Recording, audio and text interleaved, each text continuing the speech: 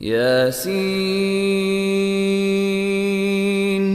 والقرآن الحكيم.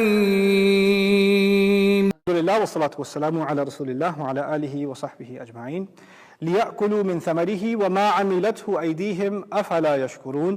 ليأكلوا من ثمره 35ویں آیت ہے. پہلے ذکر کیا تھا کہ کس قسم کے باغ بنائے اور کون کون سے پھل نکالے وہاں سے. اب کہا تاکہ لام کے معنی دو نکلتے ہیں، تاکہ یہ لوگ اس کے پھلوں میں سے کھائیں. من ثمرہ. اب یہ ہا کا جو ضمیر ہے، جو پروناؤن ہے، وہ کس کی طرف جاتی ہے واپس؟ اس کا ایک احتمال تو یہ ہے کہ یہ اللہ تعالیٰ کی طرف ہی جاتی ہے تاکہ تم اللہ تعالیٰ کے دیے ہوئے پھلوں میں سے کھاؤ. کیونکہ اگر اس کا احتمال ہوتا نا کہ درخت کے پھلوں میں سے کھاؤ، نخیل یا اعناب، وہ تو اصل میں مؤنث ہے، من ثمرہا. اور زمین کی طرف ہوتا تو وہ بھی مؤنث ہے، تو عربی ہوتی من ثمرہا. یہاں ہے من ثمرہ ہی. لیاکلوا من ثمرہ. اس سے مراد ایک یہ ہو سکتی ہے، اور اس کا احتمال ہے کہ یہ اللہ تعالیٰ کہہ رہا ہے میرے دیے ہوئے پھلوں میں سے کھاؤ، تاکہ وہ میرے دیے پھلوں میں سے کھائیں. اور یہ ایک طرح سے موٹیویشن اللہ تعالیٰ نے دی کہ وہ چاہتا تھا کہ ہم اچھے کھانے کھائیں، اس کے ذریعے ہم شکر گزار بنیں. اصل میں ان چیزوں کو زمین میں خوبصورت اس لیے بنایا گیا ہے کہ اس کے ذریعے وَمَا عَمِلَتْهُ أَيْدِيهِمْ أَفَلَا يَشْكُرُونَ. انہوں نے اپنے ہاتھ سے یہ چیزیں تھوڑی بنائی ہیں، شکر کیوں نہیں کرتے؟ اب دیکھیے، جو درخت اگانے کا پروسیس ہے یا کھیتی اگانے کا پروسیس ہے، اس میں دو حصے ہیں. ایک تو انسان کی اپنی محنت ہے، اس میں کوئی شک نہیں کہ کسان کو بہت محنت کرنی پڑتی ہے. شاید دنیا میں کوئی ہی ایسا پروفیشن ہوگا جس میں زیادہ کام کرنا ہو کسان سے، رائٹ؟ لیکن آپ جتنی بھی محنت کر لیں، بیج نے اگنا نہیں جب تک اللہ تعالیٰ نہ اگا لے. آپ کا کام ہے بیج ڈالنا، پانی ڈالنا اور پھر دعا کرنا. باقی جو ہونا ہے وہ اللہ تعالیٰ نے کرنا ہے. آپ درخت کا خیال تو رکھ سکتے ہیں، لیکن اس پھل میں مٹھاس آپ نہیں ڈال سکتے، وہ اللہ تعالیٰ کی طرف سے ہی آئے گی. یعنی اللہ تعالیٰ فرما رہے ہیں کہ آپ نے ٹھیک ہے محنت تو کی ہے، لیکن اس درخت کی انجینئرنگ، اس پھل کا ڈیزائن، اس کی انگریڈینٹس وہ آپ نے بنائی ہیں کیا؟ وَمَا عَمِلَتْهُ أَيْدِيهِمْ. ان کے ہاتھوں نے یہ چیزیں تھوڑی بنائی ہیں. اور جب ان کو اس بات کا احساس ہو کہ یہ ان کی ہاتھ کی بنائی ہوئی چیز نہیں ہے، أَفَلَا يَشْكُرُونَ. پھر اس کے باوجود پھر یہ شکر کیوں نہیں کرتے؟ ان کو شکر کا احساس کیوں نہیں ہوتا؟ کہنے کا مقصد یہ ہے کہ اللہ تعالیٰ کی یہ نعمتیں، ان کا مقصد ہے انسان کو شکر گزار بنانا. اس کے سامنے اب جو ہمارے لیے جو اہمیت کی حامل جو حکمت ہے، وہ یہ ہے کہ ہمیں اس بات کا احساس ہونا چاہیے کہ کون سی چیزیں ہم نے اپنے ہاتھ سے نہیں بنائیں، کون سی چیزیں جو ہمیں دی گئی ہیں اور ہم نے نہیں بنائیں. أَأَنْتُمْ أَنزَلْتُمُوهُ مِنَ الْمُزْنِ أَمْ نَحْنُ الْمُنزِلُونَ. کیا تم بادلوں سے پانی نکالتے ہو کہ ہم نکالتے ہیں؟ لَوْ نَشَاءُ لَجَعَلْنَاهُ حُطَامًا. زمین کے بارے میں کہہ دیا، آپ کی کھیتی کے بارے میں کہہ دیا. ہم چاہتے تو اس کو بالکل سوکھا بنا دیتے، ایسی گھاس بنا دیتے جس پہ چلو تو وہ بالکل ریزہ ریزہ ہو جائے. وہ تو ہماری ذمہ تھا یہ کرنا، ہم چاہتے تو ایسا کر دیتے. پھر کہا انتم انشأتم شجرتها ام نحن المنشئون. آگ کے بارے میں کہا کیا تم بناتے ہو آگ؟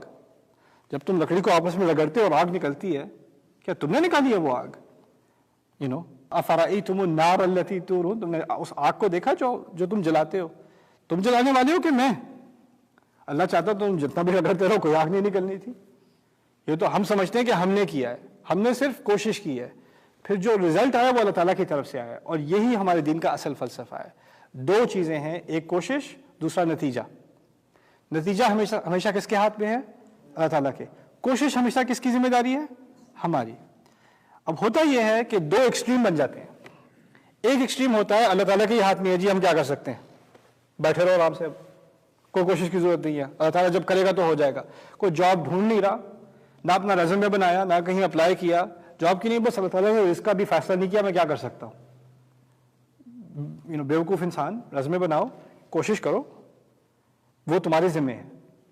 دوسری طرف کیا ہوتا ہے، انسان سمجھتا ہے کہ میری کوشش کی وجہ سے ہی ساری کامیابی ہوئی ہے، میں نے تعلیم حاصل کی ہے، میں نے اچھا انٹرویو دیا ہے، میں نے اچھی جاب حاصل کی ہے، میرا تجربہ ہے، میری انویسٹمنٹ کی وجہ سے بزنس آگے بڑھا ہے، میری کوششوں سے ہی نتیجہ نکلتا ہے. یہ دونوں نظریات غلط ہیں. ایک میں صرف کوشش پہ اعتماد ہے، دوسری طرف صرف اللہ تعالیٰ پر اعتماد ہے، کوشش کا کوئی عمل دخل نہیں ہے.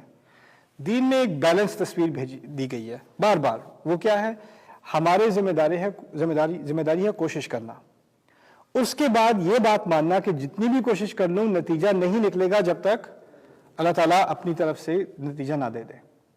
اور دوسری طرف اس کا ریورس فارمولا بھی صحیح ہے. وہ کیا ہے؟ جب تک کوشش نہیں کرو گے نتیجہ مت مانگنا. نتیجہ اللہ تعالیٰ دیتا ہی نہیں ہے. وہ تو ٹھیک اس نے دینا ہے, وہ اس کی مرضی ہے, جب دے جب نہ دے, لیکن ایک بات کی گارنٹی ہے, نتیجہ ملنے کا کوئی امکان ہوتا ہی نہیں اگر تم کوشش نہ کرو. دیکھیے اگر اللہ تعالیٰ نے بدر کے موقع پہ ہمیں فتح دینی ہی ہوتی, اور یہ تو ہم سب کو معلوم ہے کہ فرشتوں نے آ کر بھی لڑائی کی ہے.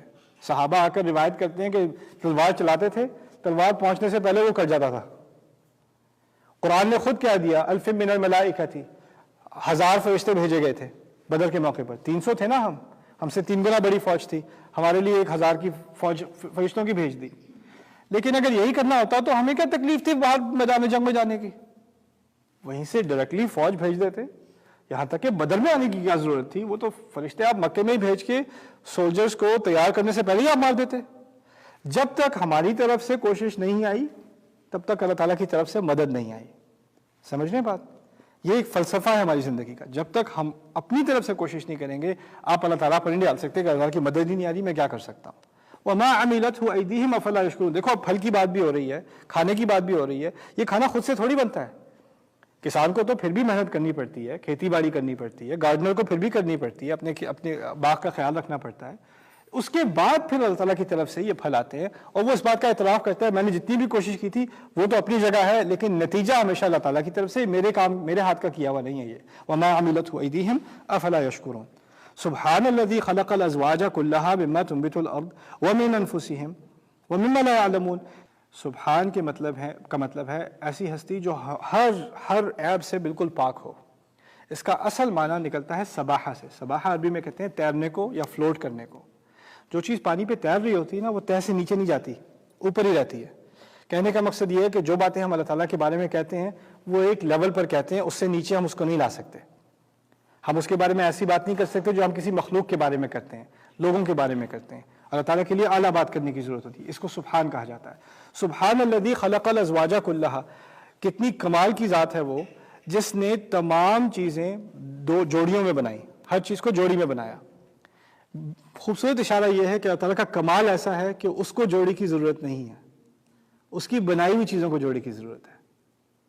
ہماری خلقت میں جوڑی ہے, مرد ہے عورت ہے, دن ہے رات ہے, اندھیرا ہے اجالا ہے, پانی ہے اور کھانا ہے.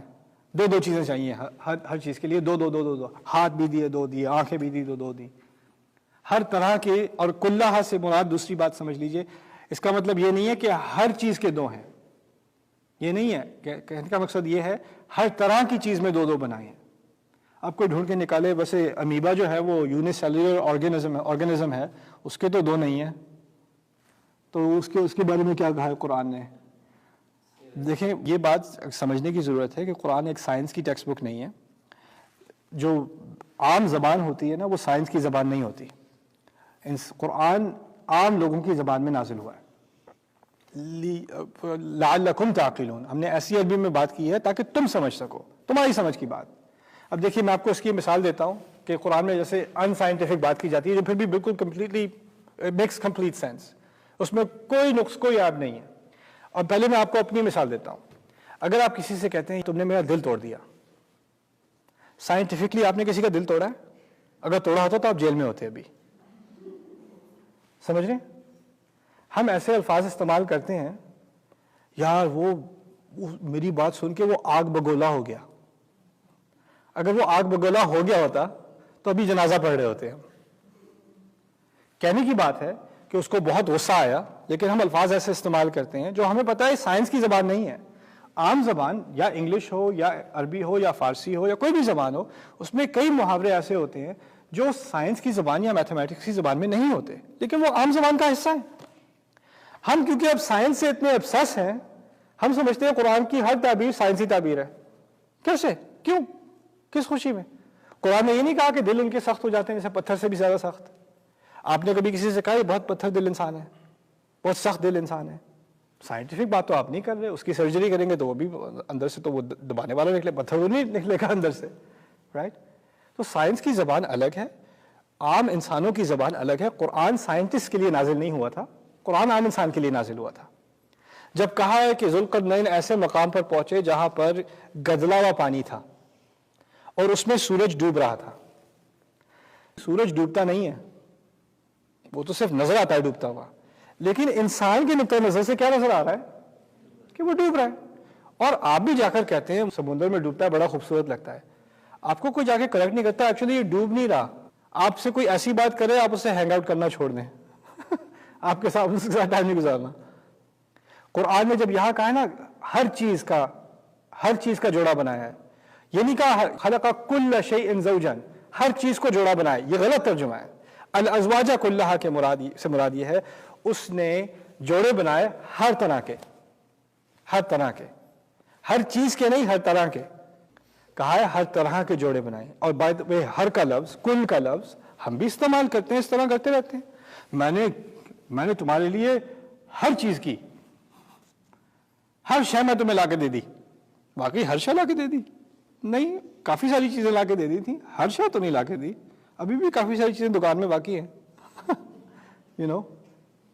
ہم یہ الفاظ استعمال کرتے ہیں عام اسلوب میں، اور اس کو عام اسلوب میں ایک طبیعتی یعنی نیچرل اسلوب میں سمجھنے کی ضرورت ہے قرآن کی زبان میں بھی.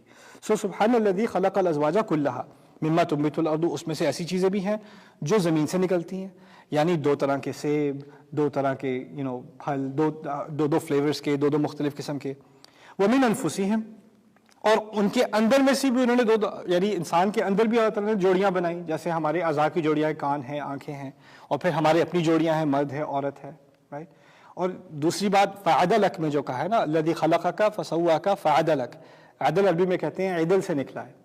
عدل ہوتا ہے اونٹنی پر جب آپ سامان لاتے ہیں نا تو کیونکہ اونٹنی کی کمر چھوٹی ہوتی ہے تو اس پہ اگر آپ سوٹ کیس ڈالیں گے تو وہ گر جائے گا. تو وہ کرتے کیا ہے، بوجھ ایک اس طرف اور پھر باندھ کے اس طرف، جو اس طرف ہے اتنا ہی وزن اس طرف بھی ہونا چاہیے. اگر ایک طرف کا زیادہ بھاری ہے تو کیا ہوگا، وہ سامان پھر گر جائے گا. تو اس طرف کو عدل کہتے ہیں، اس طرف کو معدول کہتے ہیں. اسی سے لفظ عدل نکلا ہے، یعنی دو چیزیں جو ایک دوسرے کو بیلنس کریں، جو دو چیزیں جو جوڑی بن کر ایک دوسرے کو بیلنس کریں. یہ اللہ تعالیٰ نے ہمارے ساتھ کیا ہے. ہمارے اندر ایک دماغ ڈالا ہے جو ایک کمپیوٹر کی طرح ہے، ریشنل ہے، ایک دل ڈالا ہے جس میں جذبات ہیں. ان دونوں کی ضرورت ہے. اگر آپ صرف جذباتی ہوں تو کام نہیں چلتا، اگر آپ صرف ریشنل ہوں، صرف لاجیکل ہوں تو پھر کام نہیں چلتا. کوئی بزنس چلا رہا ہے اور بزنس میں نقصان ہو رہا ہے اور وہ کہے کہ مجھے اپنے امپلائیز کو فائر کرنا ہے، بزنس ڈیسیجن ہے، لاجیکل ڈیسیجن ہے، فائر تو کر دے. لیکن اگر اس کے جذبات ہیں کہ اس نے میرے ساتھ 4 سال کام کیا ہے، 5 سال کام کیا ہے، اس کو تھوڑا سا کم از کم 1 مہینے کی ریلیف دے دوں، کچھ مدد کر دوں، وہ جذبات کا حصہ ہے نا. اگر انسان کے جذبات نہ ہوں، صرف لاجیکل ہو، تو رحمت نہ رہے دنیا میں، صبر نہ رہے. صبر تو لاجیکل چیز نہیں ہے. اللہ تعالیٰ نے ہمیں ایک ایسی جوڑی بنایا دو چیزوں کی، ایک طرف جذبات، دوسری طرف عقل، عقل اور دل. اسی طرح جسم اور روح کی اپنی ضروریات ہیں، جسم کی اپنی ضروریات ہیں، دونوں کو بیلنس کیا گیا ہے. یہ ہے ہمارے اندر کی زوجات. اسی لیے کہا ہے روز قیامت میں وَإِذَا النُّفُوسُ زُوِّجَتْ، جب ان لوگوں کو دوبارہ زوج بنا دیا جائے گا، یعنی جسم اور روح کو دوبارہ ملا دیا جائے گا، وہ زوج دوبارہ اکٹھے ہو جائیں گے. بارک اللہ لی ولکم، السلام علیکم ورحمۃ اللہ تعالی وبرکاتہ.